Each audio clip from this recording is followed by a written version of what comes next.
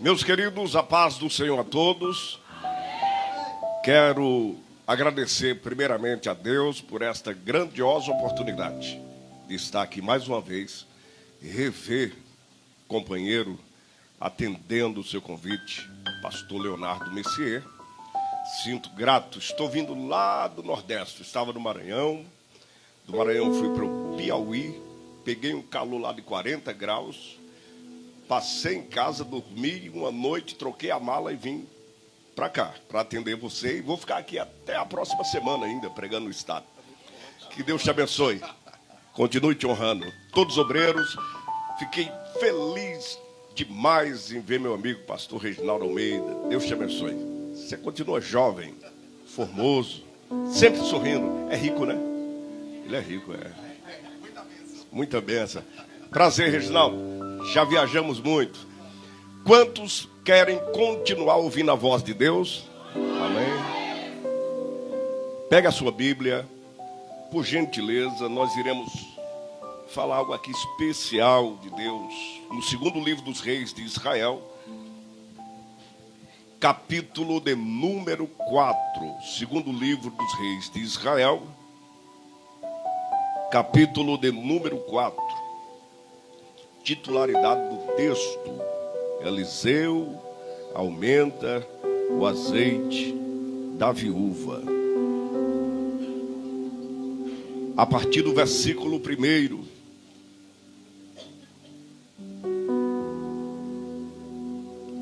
Quem encontrou, diga amém.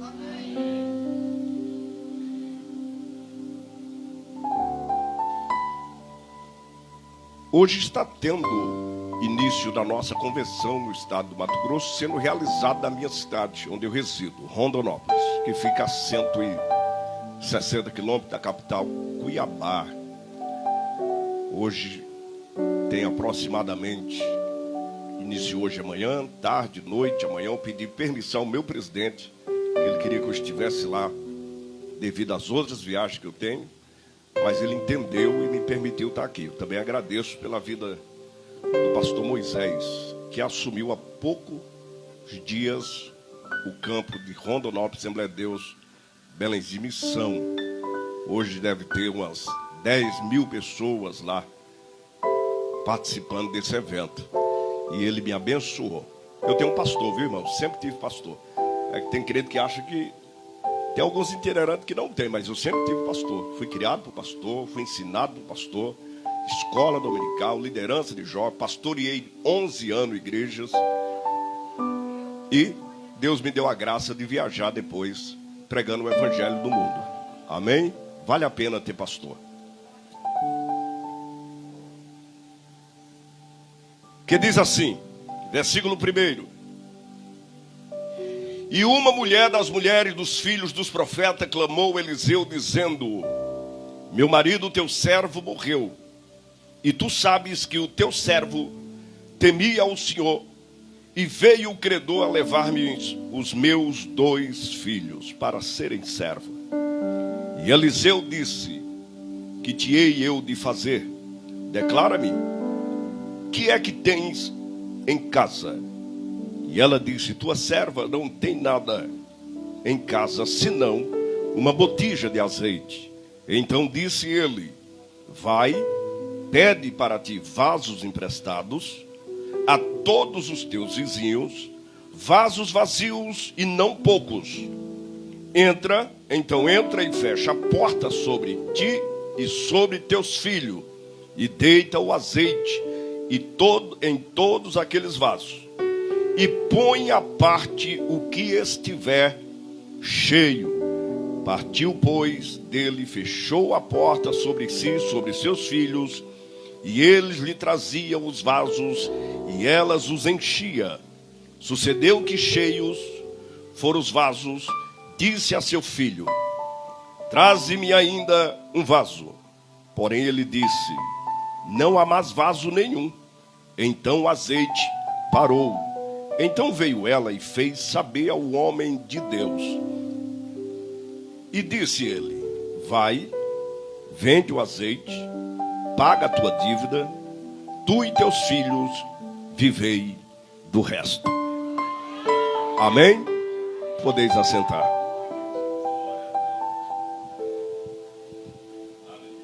Eu vou falar sobre providência divina e a provisão de emergência.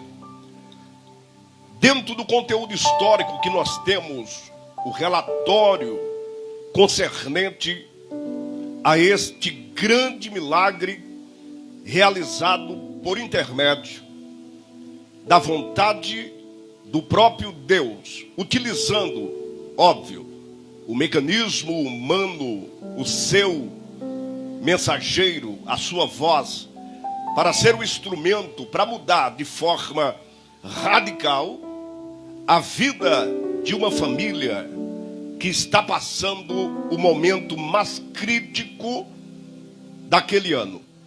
Permita-me eu dar aqui uma vasculhada dentro de duas histórias para você entender melhor este capítulo de número 4. Aqui temos uma viúva. Esta viúva, por sua vez, mora ao leste, migrando norte de Sunem, região das quais existiam muitos mercadores e aonde se dava o lucro rendal anual por intermédio de vendas de azeite. Essa região, algumas pessoas eram empresários. Eles trabalhavam com o azeite, mantinham suas famílias e também lançavam o azeite para serem vendidos na porta do palácio. Por sua vez, até que esse azeite chegasse ao palácio, aonde habita o rei, a rainha e sua família, era necessário passar por um oficial mordomo. Uma vez que este mordomo se tornara o homem de confiança, o rei tinha 3 homens da sua autoconfiança. Primeiro, o eunuco oficial interno. Este era o servo da guarda. O segundo homem da confiança do rei, o capitão de guerra, o mensageiro dos quais trazia toda a notícia de batalhas para o rei. O terceiro homem, o oficial mó. Esse permanecia sempre ao lado do rei quando o rei estava sentado ao trono. E esse terceiro oficial, quando o rei estava para fazer suas cruzadas, suas viagens, suas visitas a outros reinados, e também suas negociações interna e externa, esse grande oficial fazia parte da sua mesa para anotações de relatório. Este homem, como terceiro oficial, era qualificado como a peça-chave do palácio. O azeite, o vinho, o sal, todo o tecido, mercadoria, a pele, o couro, as moedas, a prata, o ouro, o bronze, só estaria adentrando o palácio uma vez que este oficial desse o relatório primeiro para o rei. Então o rei o autorizava, se pode ou se não pode, se deve ou se não deve. Ele também era utilizado para experimentar toda a bebida presenteada que os amigos dos reis os enviava durante o ano. Porém, se tivesse veneno, só Deus teria dele misericórdia, pois em vez do rei morrer, quem morreria era esse oficial.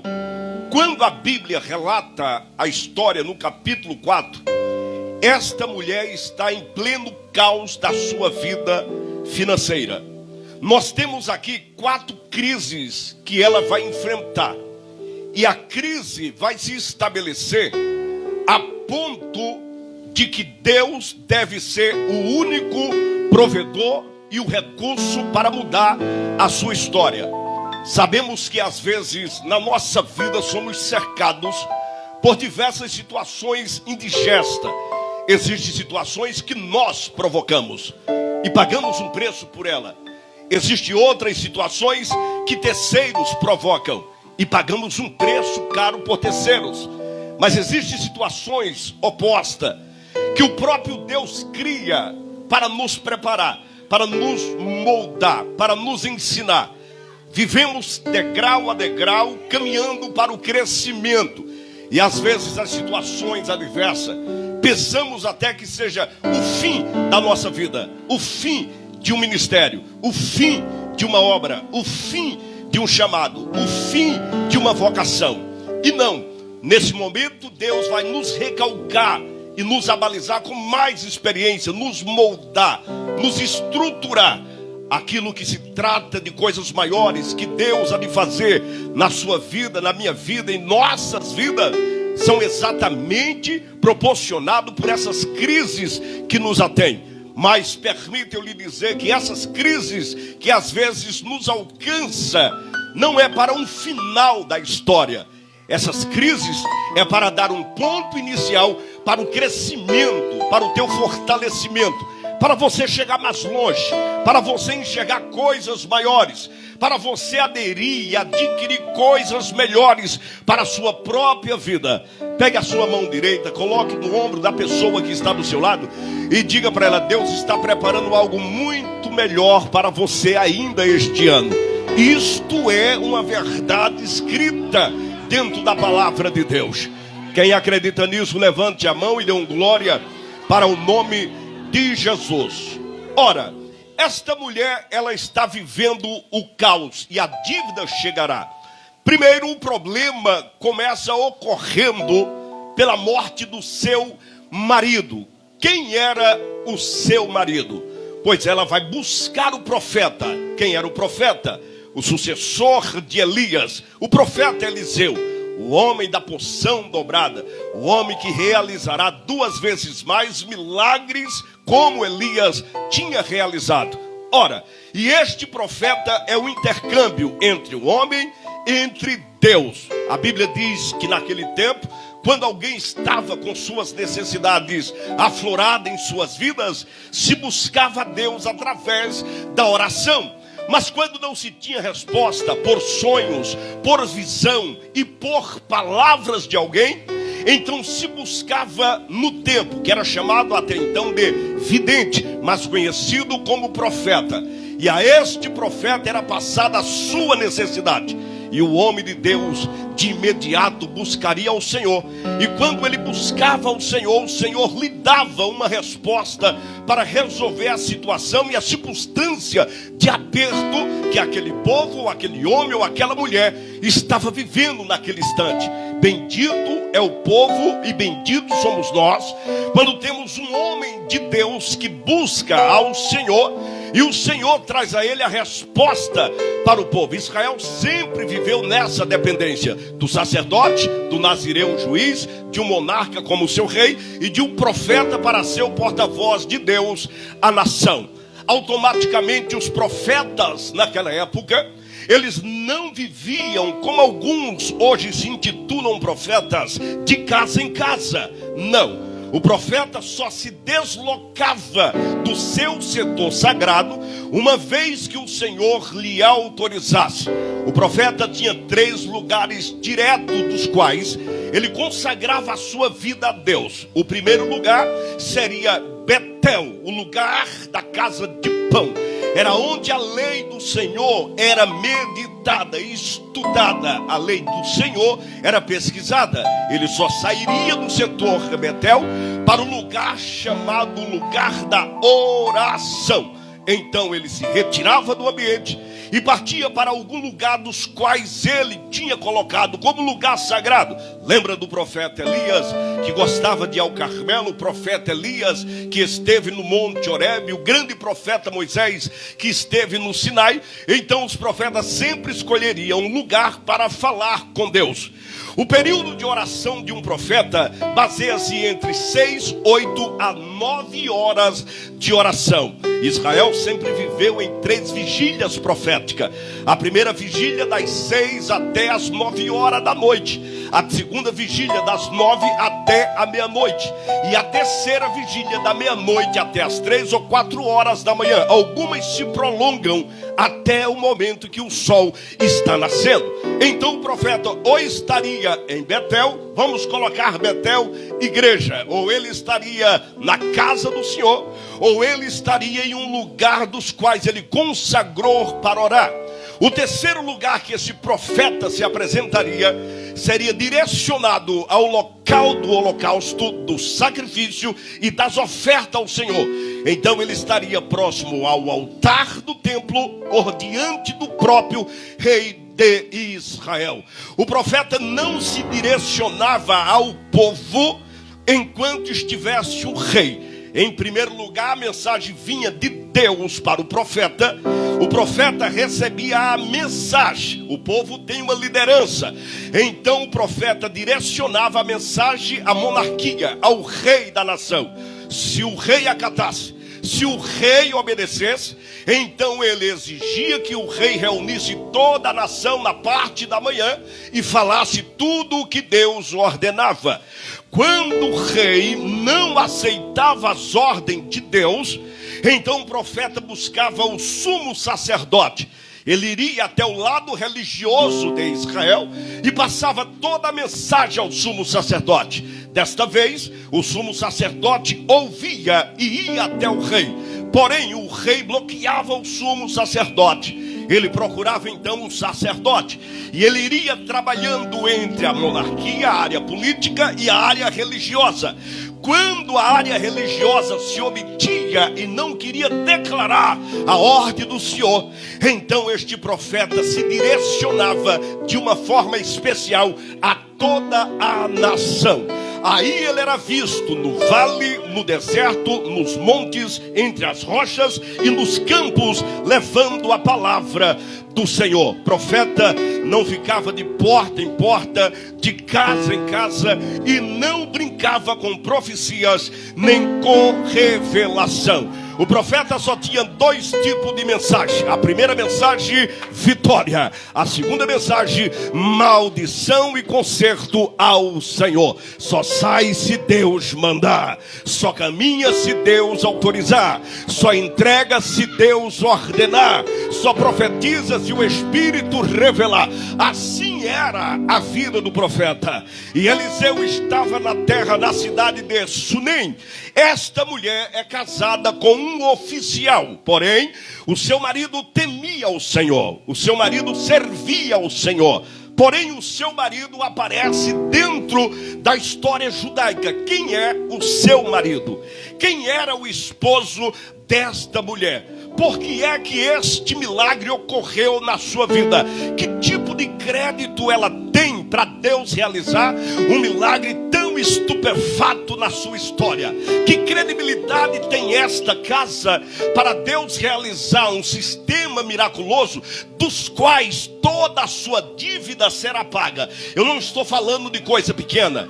O que eu estou te contando no início dessa mensagem, na minha introdução, é que a vida desta mulher vai mudar por toda a sua história. Permita eu lhe dizer, levante a mão direita, deixa eu liberar uma palavra para você. Mais tem Deus para te dar do que o diabo para tirar. Se é verdade, manda um grito de glória para aquele que merece, que é o Senhor de nossas almas. Ora, por que é que ela notifica o seu marido? Por que é que ela vai apresentar o seu marido? Esta reunião, este diálogo entre a mulher e entre um profeta é um diálogo super especial.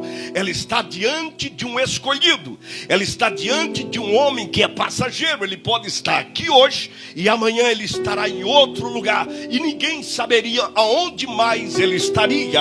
Pois assim diz a Bíblia, que o Senhor guardava e escondia os seus profetas em lugares especiais. Porém ela encontra Eliseu. Esta é a última opção da sua vida. Ela vai gastar tudo o que ela tem. Como iniciou a dívida desta mulher? A dívida desta senhora se inicia através de um gasto e se completa através da morte do seu próprio marido. O seu marido é um oficial, ele é o mordomo terceiro, ele é o maior de dentro do palácio ao lado do rei Acabe. Quem era esse marido? Deixa eu te mostrar. No tempo do profeta Elias, quando Elias profetizou em Israel que não choveria e só poderia chover quando ele retornasse a falar com as nuvens, durante 3 anos e meio houve um caos dentro de Israel. Sem chuva, os gados começaram a perecer, os cavalos começaram a perecer, as ovelhas, os cabritos começaram a morrer. Porém, com a falta de água, a pestilência e a seca tomou conta de todas as terras em Israel, de todo o setor leste, oeste, norte e sul. Pela falta de água, as enfermidades começaram a se multiplicar. E com a falta da chuva, a pobreza invadiu todo o território. Neste período, Elias tinha aberto um desafio com os profetas de Baal. Porém, neste desafio, Deus mostrará a sua grandeza. Acabe é o rei de Israel na fase de Elias. E o rei Acabe seguiu as ordenanças e o pedido da sua esposa Jezabel.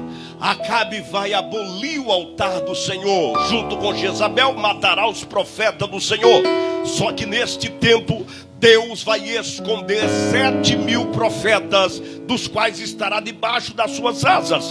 E nesse período que Deus guarda 7.000 profetas, entenda, no período de Elias, a escola profética de Elias não tinha apenas 7.000 profetas. Veja a quantidade de profetas que Jezabel e Acabe conseguiram mutilar durante o seu reinado.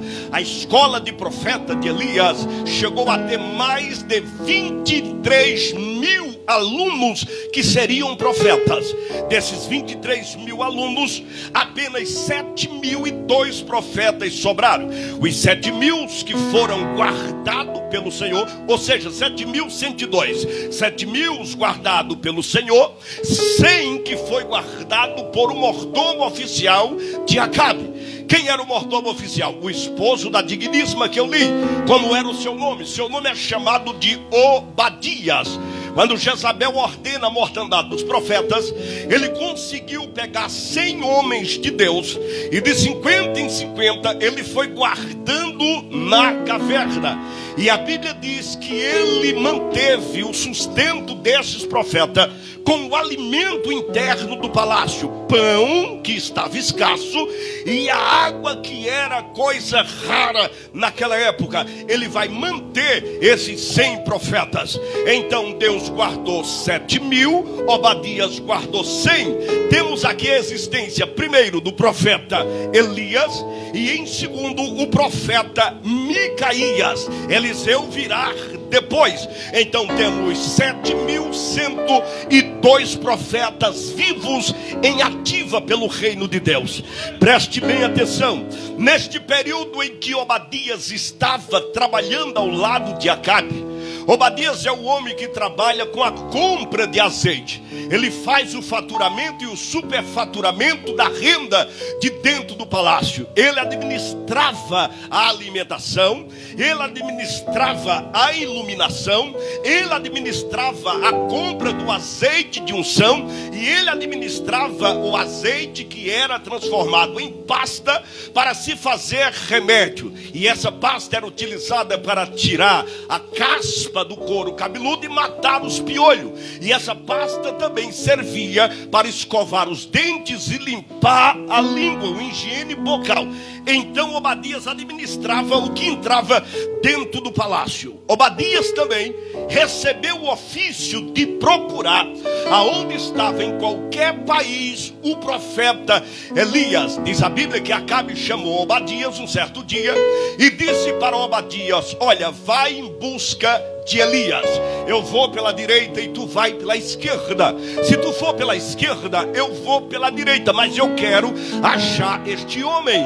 Já se fazem 3 anos e meio que não desce água na casa de Israel. Quem manda mexer com profeta? Quem manda tocar em profeta? Quem manda perseguir profeta? Quem está entendendo? Levante a mão e dê glória a Deus. Não se toca em profeta, é apenas o escolhido de Deus para uma grande obra. Ora, e diz a Bíblia, para você entender a função de Obadias, que não era um homem qualquer, Acabe dá ordem para que ele vá em todos os reinos. E Obadias caminhou em várias nações, e todos os reinos que ele passava, ele perguntava: vocês viram um homem dessa estatura vestido com esta pele de camelo, um cinto cingido nos seus lombros e uma sandália de couro? E os caras diziam: deve ser o profeta Eli. Disse: é isso mesmo. Disse: passou por aqui, mas ele é assim, na mesma hora que está aqui, está ali, está lá, e ninguém sabe onde ele está mais. É o profeta Elias. Ninguém conseguia achar. Então Obadias retorna da sua viagem e ele passa o relatório para Acabe. E quando ele passa o seu relatório para o rei Acabe, ele diz para Acabe que não encontrou Elias em nenhuma das nações da terra. Naquele tempo a Bíblia diz que devido à fome e à sede, Acabe vai tirar de dentro da sua garagem o melhor cavalo que ele tem. Então Obadias vai em um cavalo árabe e Acabe vai em uma das éguas de Faraó, que assim era os animais dos reis. Então, em busca de quem? Em busca de Elias.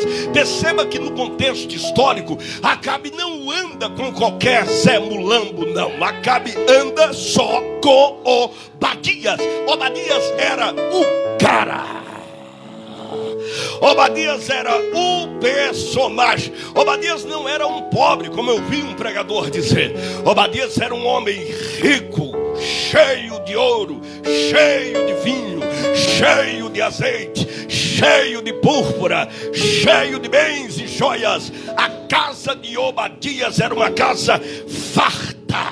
E toda casa farta, quando entra em crise, ela entra no êxtase de desespero. É por isso que aparece o desespero desta mulher, se acostumar com o que tinha e que agora não terá mais. Perdeu toda a sua estabilidade. Enquanto o esposo estava vivo, a casa estava de pé. Preste bem atenção.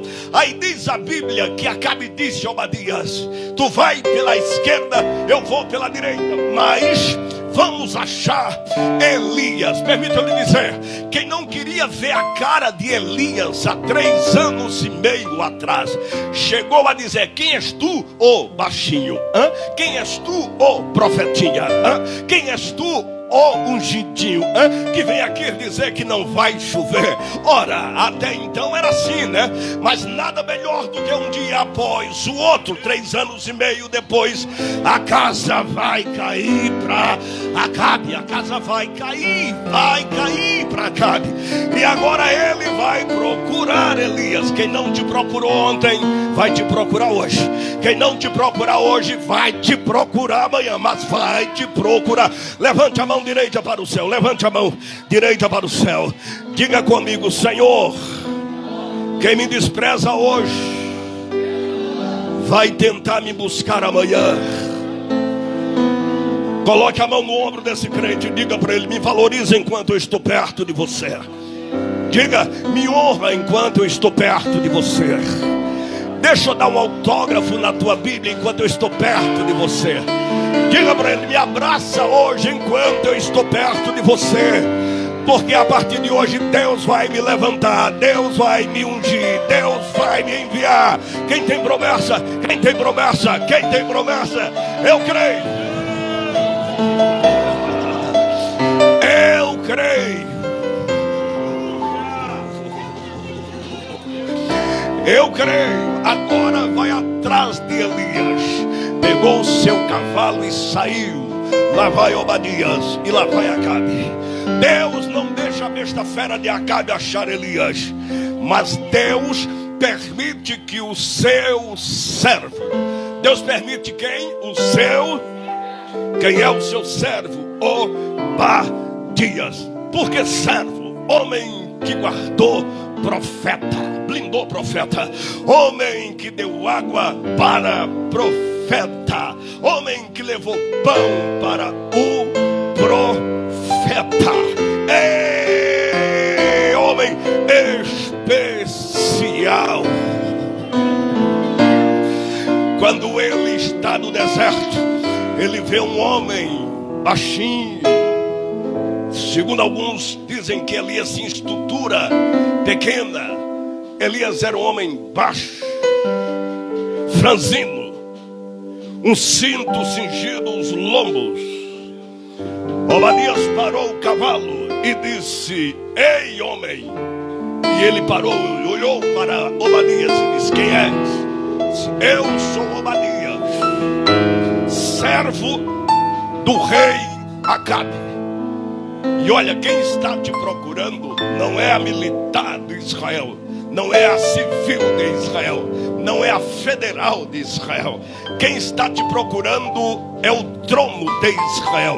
Acabe está à tua captura e eu estou à tua procura. Muda dois termos. Acabe quer te pegar, mas eu vim te buscar. Vamos comigo. Elias disse: não posso, eu não vou com você. Eu não gosto de andar com panelinha. Você faz parte da panela de Acabe e aquela maluca Jezabel. Eu não confio em você. E tem mais, deixa eu te avisar. O Senhor já me disse quando é que eu tenho que me apresentar. Eu não preciso do teu chavão, da tua ajudinha, da tua arrumação. Eu só vou se Deus mandar. Eu só me levanto se Deus mandar. Eu só caminho se Deus mandar. Eu não sou uma marionete para ser manipulado, Obadias. Os olhos de Obadias encheu-se de lágrimas. E ele olha para Elias e diz: eu posso lhe contar uma história.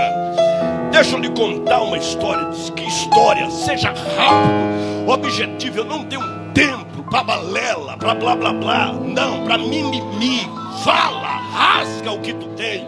E ele disse: sabe, Israel tem profeta. Ele disse: eu sei. E tem 7.000 guardados pelo Senhor. Também já sei. Mas tem 100 que eu livrei da morte, da espada de Acabe e da ira de Jezabel. Sabe aquela história dos 100 profetas que desapareceram? Eles não foram assassinados. Elias gostou da história. Estou gostando, continue. E houve o que com eles? Eu, Obadias, peguei de 50 e 50. Procurei uma caverna e instalei-los lá, deixei eles lá guardados. Mas eles morreram. Eu disse: não, o pão e a água também eu tenho o levado. Não vai faltar pão, não falta água. Quem está entendendo o que Deus vai fazer aqui hoje? Coloque a mão direita no ombro desse crente. Diga para ele: Deus não vai te decepcionar, querida. Diga: Deus não vai te decepcionar, irmãzinha. Deus não vai te decepcionar, meu irmão. Te acalma, te aquieta, tranquiliza no Senhor. Deus não vai te decepcionar. Então Elias disse: você guardou os profetas? Guardei. E se eu me apresentar a Acabe sem você, profeta, o rei me perguntará: viste Elias? E eu direi: vi. Ele disse: cadê Elias? Eu te dei autoridade, eu te credenciei para você trazer Elias. Por que não me trouxesse? O rei me matará, não permita que eu morra. Elias disse: já que você guarda profeta, ama profeta, cuida de profeta, então eu te acompanho. Pega o cavalo, vai na frente que eu vou caminhando.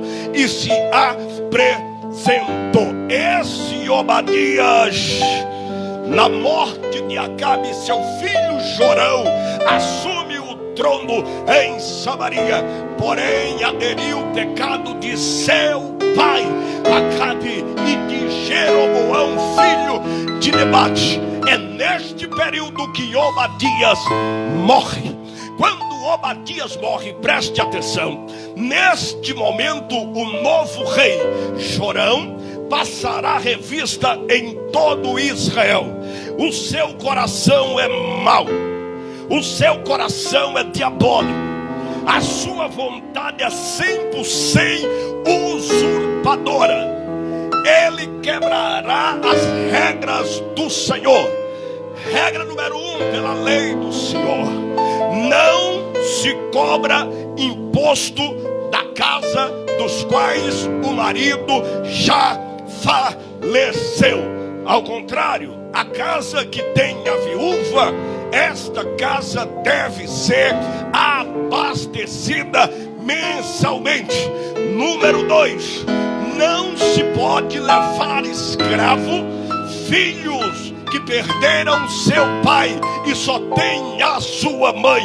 3, não se pode tomar os bens de uma mulher das quais não tem mais o homem executor dos bens familiar.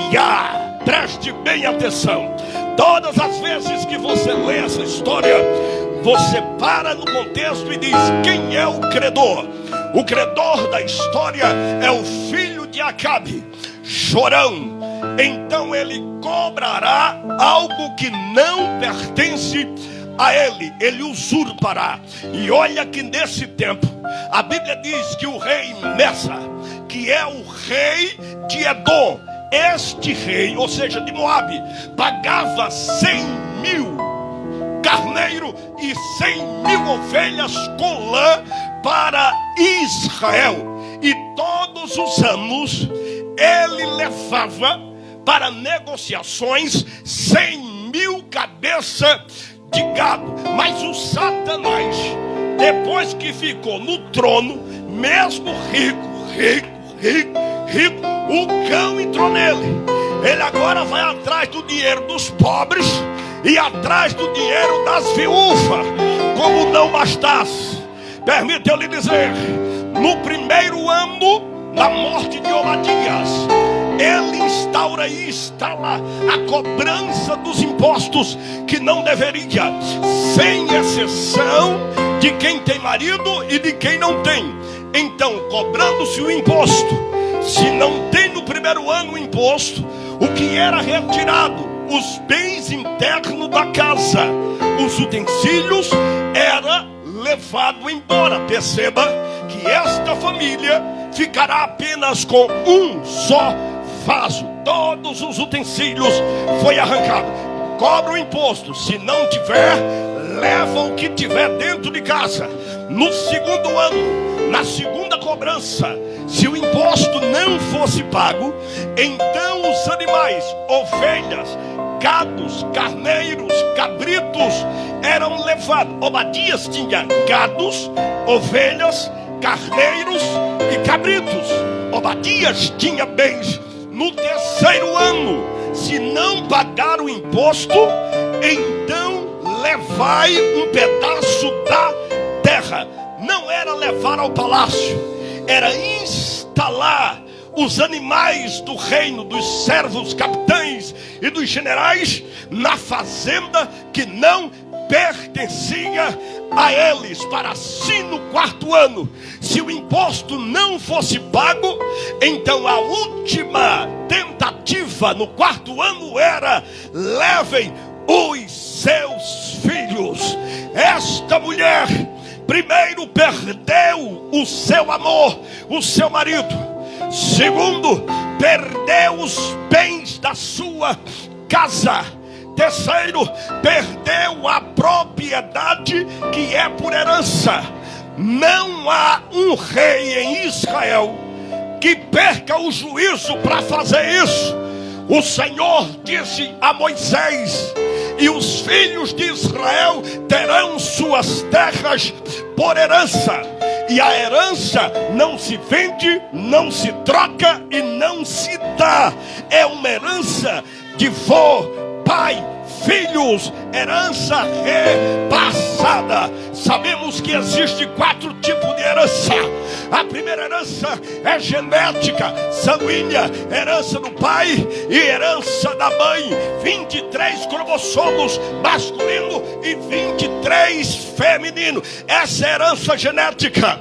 A segunda herança possuída dos bens. O pai possui sua terra, sua casa, seu apartamento, sua fazenda, e Israel não se pode vender nenhum tipo de herança. A terceira herança é a lei do Senhor dada no Monte Sinai. E eu vos dei minha lei por herança.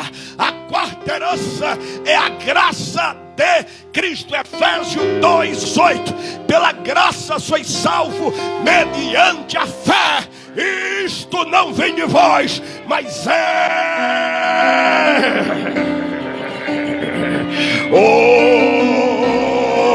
aleluia, um dom. Cadê os crentes pentecostais? Chegaram.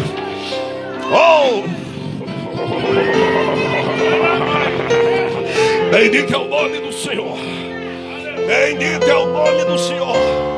Deixa eu pregar mais para você. Estas são as heranças. Então, tomaram seus bens, tomaram sua terra. A casa do terreno pertence à herança. Mas se eles já invadiram a terra, o que é dela passou a ser alugado.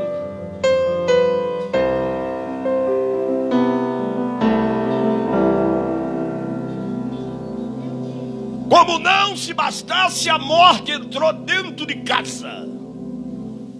Você está achando que está sofrendo? Você está reclamando dessa luta que você está passando? Já perdeu os teus bens?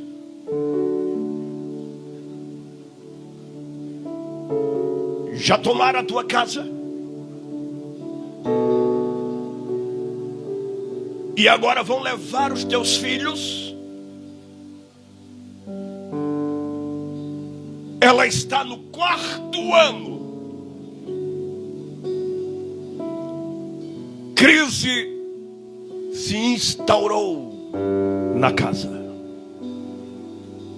Olhar para a direita, não tem porta. Olhar para a esquerda, labirinto. Olhar para frente, uma nuvem negra, escura e densa. Olhar para trás, espinhos, foices, facas, flechas, lanças, punhais. Tem hora que Deus te cerca. É aquela hora que você ora e diz: Deus, para onde irei eu? Só tem uma saída. Jesus disse: entra no teu. Olha para o crente na direita e esquerda e diga para ele: vai sobrar só teu quarto. Não vai sobrar amigos, não vai sobrar amigas, vai sobrar só o quarto. Porque a cama dela já levaram, a rede dela também levaram. E Jesus disse: entra só no quarto. Leva Deus em particular. É você levar todo o fardo nos ombros, carregar o peso da consciência, carregar as dores das mutilações que o diabo afronta durante o mês, o ano e a semana, carregar as agonias internas, as complexidades e as inferioridades. Porque fulano conseguiu, eu não consegui. Porque fulano chegou e eu não cheguei. Porque fulano passou e eu não passei. Porque ela entrou e eu não entrei. O que há de errado são as complexidades que Deus permite eu e você passar. Grandes milagres são para as lutas grandiosas. Deus não está te preparando para ser um guerreiro com letras minúsculas. Deus te prepara para ser guerreiro com letras maiúsculas, para enfrentar guerras tenebrosas, batalhas que o teu inimigo por si mesmo cantará, dizendo: duvido, como diz os abestalhados, duvido eu dou que ele escape. Duvida eu dou que ela escape. Duvida, cão? Então chupa esse house que é novo. Aquele que fez a promessa não falha, não erra, não perde, não cai, não se quebra, não é de gesso, não é de bronze, não é de barro. Ele é Jeová.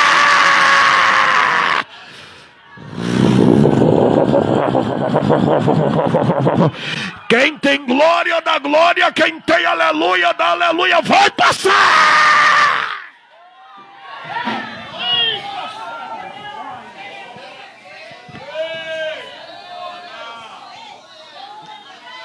Olha para mim.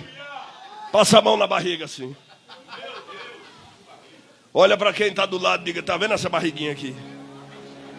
Vai comer muita picanha ainda, viu?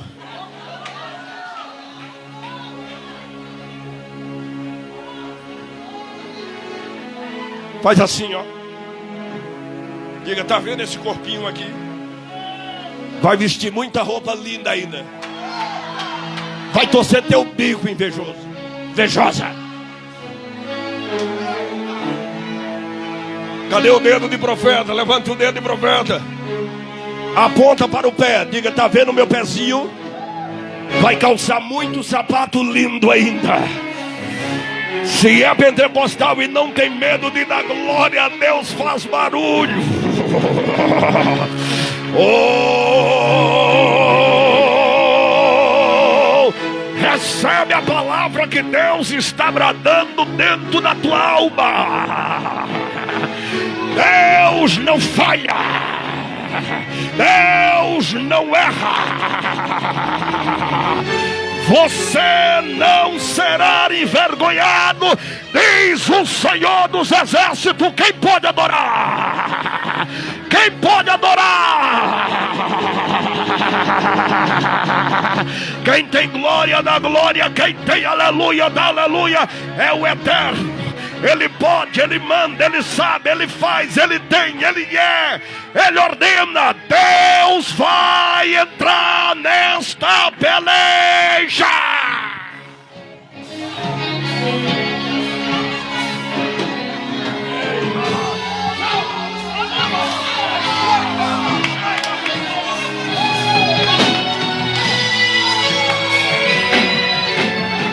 Mais tem Deus para te dar do que o diabo para levar.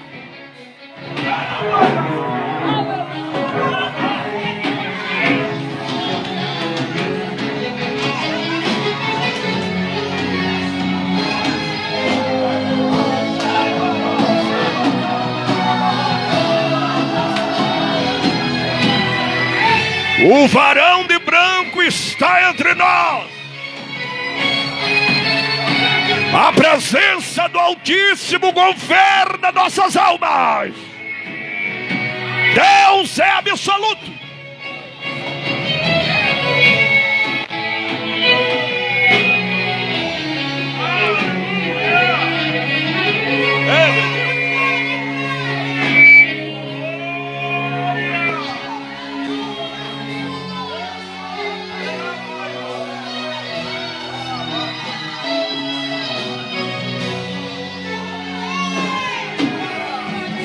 Quantos estão sentindo a presença do Senhor?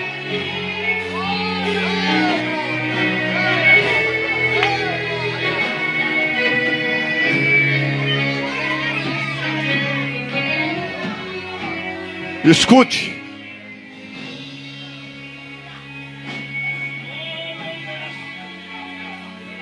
E disse ela ao profeta: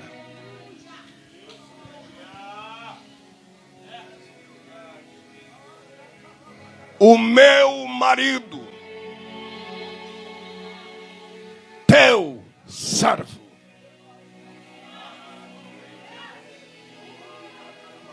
ele também era filho de profeta, da mesma escola de profeta.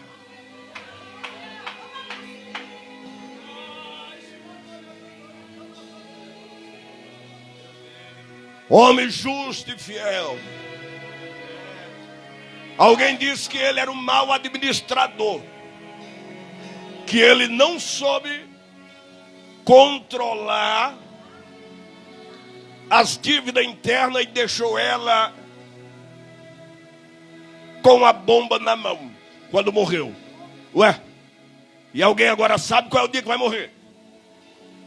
A não ser que queira se suicidar. Cadê amanhã, 9 horas da manhã, vou fazer uma live, eu vou me matar, viu? 9:02. Deus o tomou, levou. A morte não avisa ninguém. Ei, fulano, Adeildo, 15 para as 5 da tarde, amanhã estou passando aí com a minha carruagem para te levar.